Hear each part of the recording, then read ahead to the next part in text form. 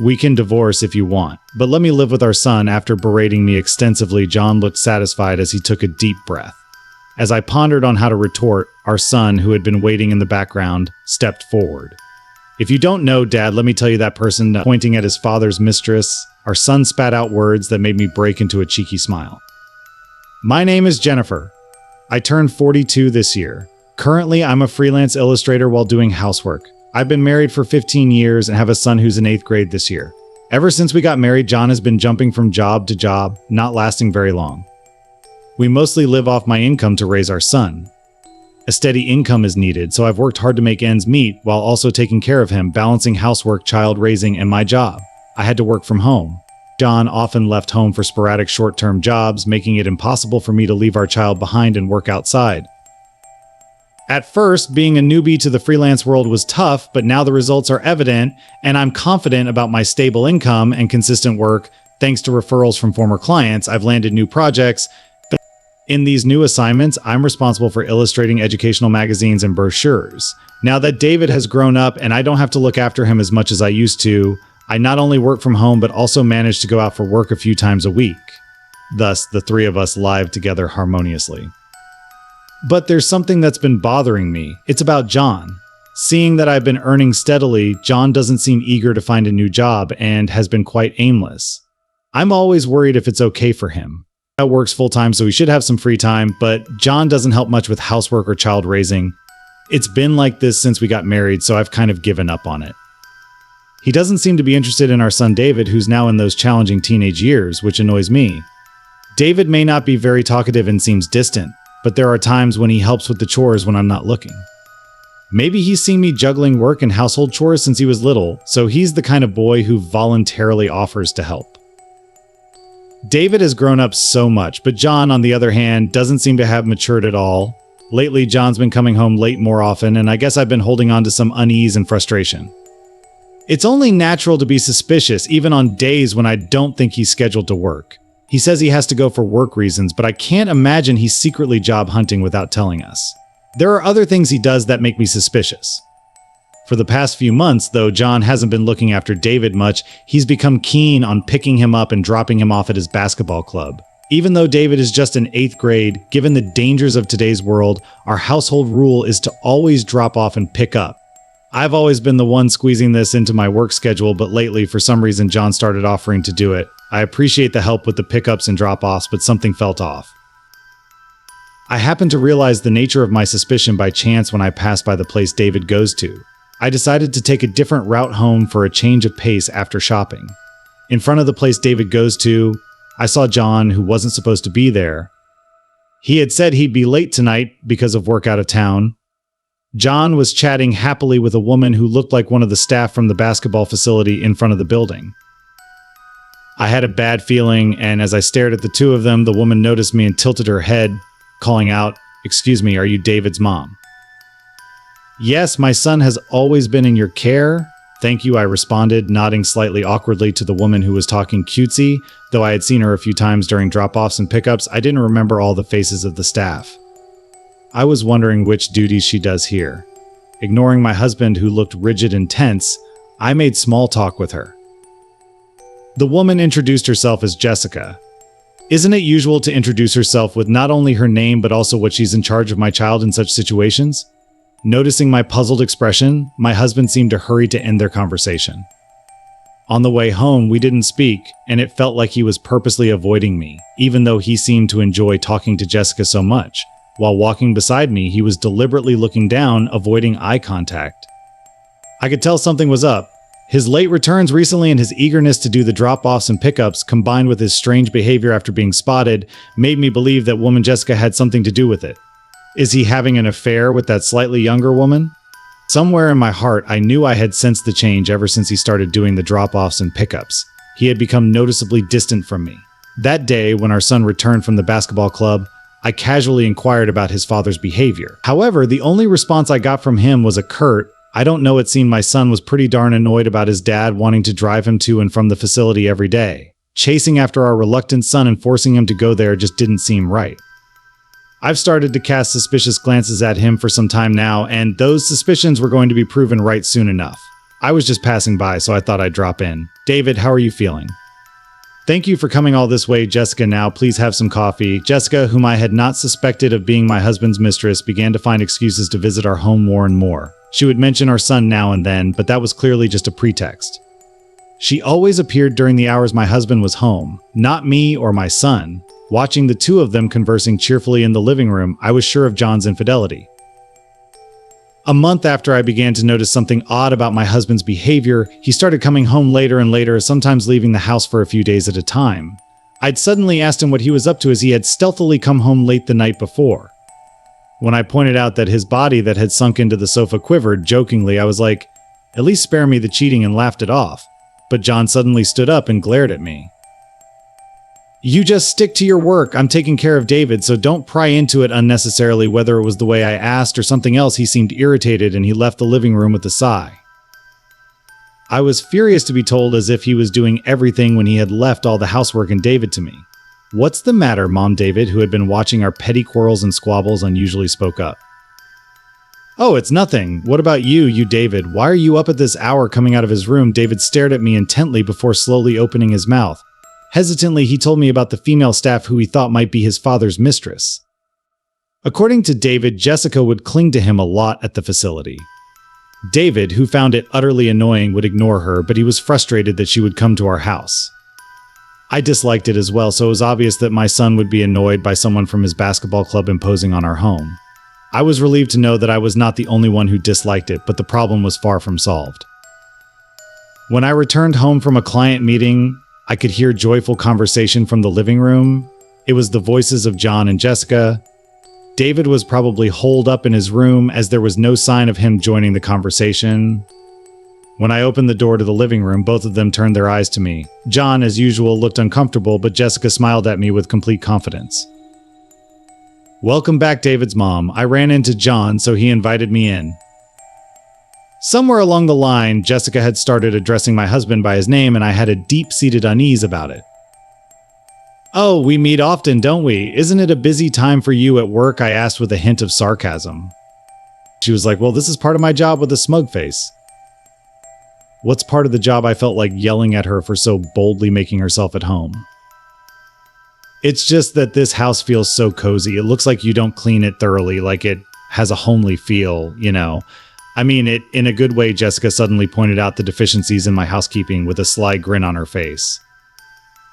"I'm sorry for the messy house. She's always been bad at housework. I wish she'd step up a bit more since she's always at home." My husband didn't rebut, but instead seemed to side with Jessica, chuckling along.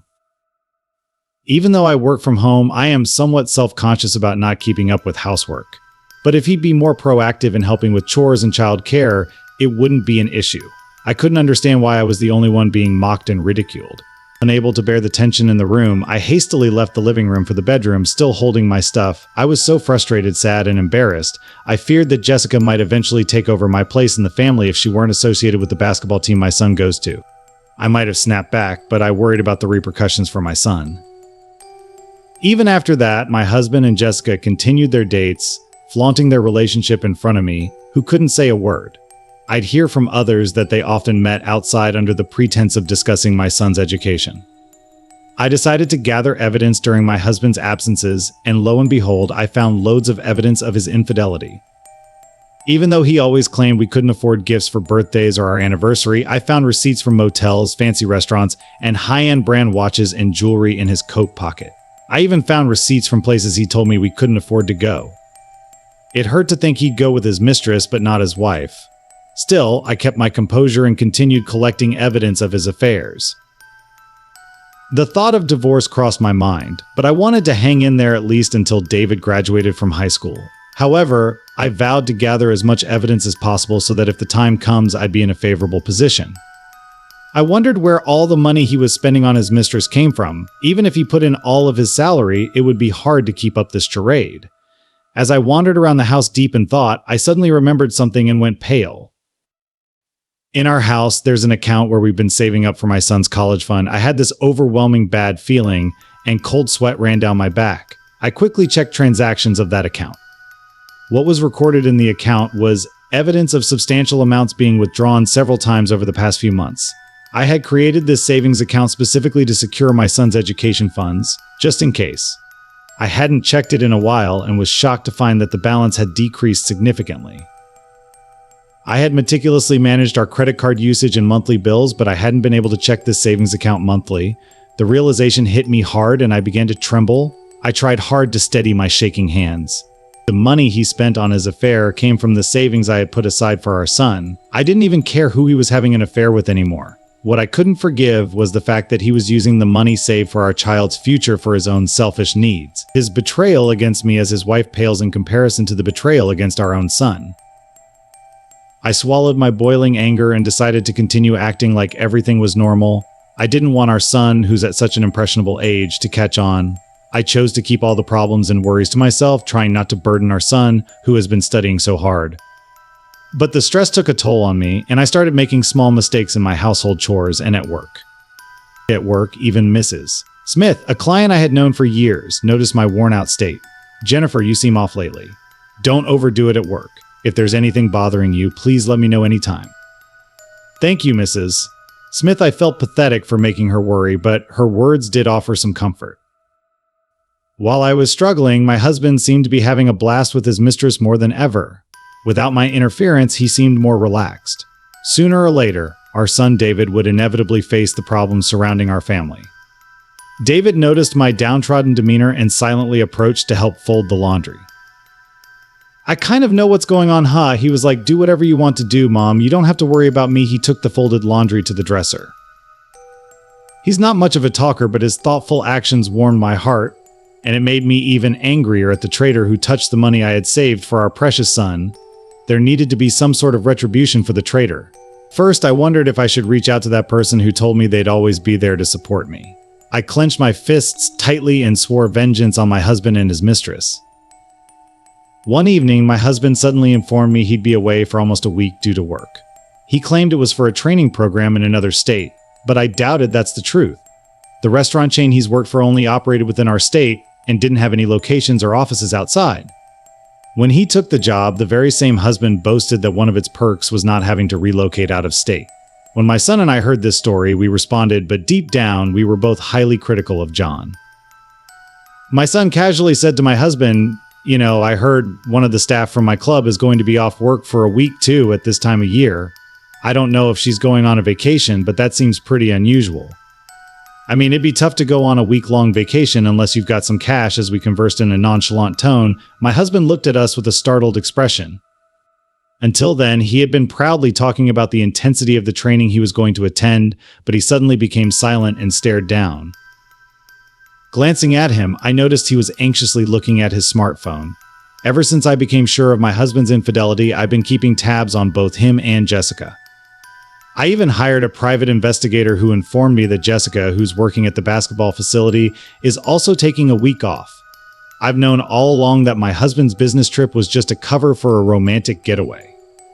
I could have caught him red-handed, but I had other plans. I've been planning something ever since I knew about my husband's intentions to travel with Jessica. Of course, I had no intention of proceeding without my son's consent, but now he was on board. On the day of their trip, I waved goodbye to my eager husband, and then my son and I began cleaning the house. Along with cleaning with the help of some relatives who came over, we also started packing. Our plan was to move out while my husband was away and stay somewhere else until we found a new home. We were going to stay with some relatives for a bit. Upon hearing our situation, the relatives, angered by my husband's actions yet concerned for David, gladly offered us a room. Moreover, I ensured that my husband couldn't access our savings account by transferring all the remaining money to my personal account. While making preparations, I noticed my husband's belongings were left behind. I couldn't leave his stuff behind when vacating the house. After some thought, I decided to send his belongings to a particular place. After getting Mrs. Smith's consent, I handed over the boxes to the pickup service. Looking around the tidy house, my son and I shared a smile. A few days after we moved, I was startled by the sudden ringing of my phone while staying at my relative's place. Seeing the caller's name made me sigh involuntarily. "Hello, Jennifer." Hey, what's up? In the middle of the day, actually during my training, I ran out of money. Can you transfer a bit to my account? My husband, who called in a panic, was obviously lying and begging me for money. No wonder our savings account was empty. He couldn't withdraw any funds. He must have really been in a bind since he sounded much more desperate than usual. Was it because he didn't want to look bad in front of Jessica? I was utterly exasperated. When I declined, he almost sounded like he was about to cry. With a smirk, I was like, why don't you just use the account you always withdraw from? Isn't. There's still a lot left. After a moment of silence, he started yelling and was like, are you okay with me being broke? But I didn't indulge him. Instead, I goaded him further. Your training's going to end soon anyway. You'll be fine. Even without money. Suddenly in the background, the frantic voice of a woman could be heard. I had been waiting for this moment. Taken aback by Jessica's voice in the background, my husband hastily hung up. Now, everything was in place. The next day, my son and I were headed to a specific location, a magnificent mansion with a well-maintained garden. Anyone could tell that the residents were wealthy. On cue, my son and I found my cheating husband and his mistress in a room. My terrified husband sat on the floor, apologizing to someone. That someone, with a stern look on her face, was Mrs. Smith, a longtime client of mine and currently the principal of a middle school David, my son, goes to. Our school, and Mrs. Smith and I have built a close relationship over the years. We trust each other with our personal troubles. I'm really sorry for my husband's trouble. I should be the one apologizing. Because of my good-for-nothing daughter, all this happened. It turned out Jessica, who was on a trip with my husband, was grilled by her parents for a package she received at home and had no choice but to return home immediately. Naturally, she told my husband John to come with her. But upon hearing Mrs. Smith's words, my husband started to shake in fear. Mrs. Smith had always been concerned about my deteriorating health. After knowing about John's affair, when I finally confided in her about the affair and she found out that the mistress was her daughter, she was utterly devastated. But Mrs. Smith wanted to make amends for her daughter's actions and had been cooperating with me ever since. She deeply apologized to me, pointing at the piles of boxes. She sternly reprimanded her daughter. You should be ashamed of yourself for always wanting what isn't yours. Your father and sisters were dumbfounded when they saw these packages yesterday. But Mom, it's a misunderstanding, and who would send so many packages to our house? Isn't this woman out of her mind? John, say something. Jessica said that, her voice shaking with tears, and tried to force John, who didn't say anything, to join her. However, I doubted John would come up with any decent excuse after I glared at him. Jessica, with a panicked look on her face, blurted out that she didn't know her mother worked with me. Jessica never wanted her strict mother to know about her affair with a married man. Mrs. Smith, being an educator, possesses a strict moral code and won't tolerate dishonest behavior. She probably wouldn't ever forgive her daughter's actions. However, I couldn't muster a shred of sympathy for Jessica. I'm going to insist on an apology from you. I'll make sure my daughter pays for her sin, even if it takes her whole life. I'll ensure she fulfills her responsibility. You've got to be kidding me. Why is this happening to me? Ignoring the hysterical Jessica, I quietly glared at my silent husband standing next to her. Hey, don't you have something to say to me? As I sent a sharp glance alongside David, for some reason he started berating me. Jessica is a wonderful person. She thinks about the children way more than you ever did. Jessica is domestic and doesn't act all high and mighty even though she earns more than me. You're a failure as a wife, really. We can divorce if you want, but let me live with our son. I plan on raising him with Jessica.